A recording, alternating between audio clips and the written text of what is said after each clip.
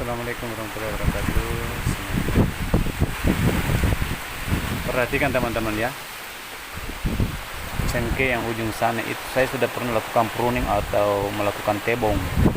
Ini juga, ini dan ini.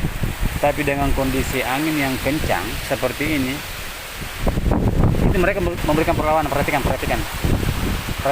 sana tuh, sudah miring berapa derajat itu dengan kecepatan angin. Padahal itu sudah ditebong itu.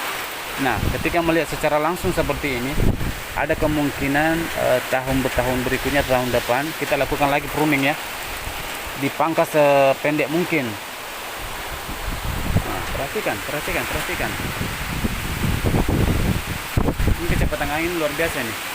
Nah, kalau cengkeh dengan ketinggian 10-15 meter pasti roboh kalau begini kecepatan angin ini. Perhatikan alpukat di depan yang sudah saya pruning. Itu masih goyang dombreng ya. Luar biasa hari ini. Ini sedih kalimatun lahir sama tinisari masalah kok.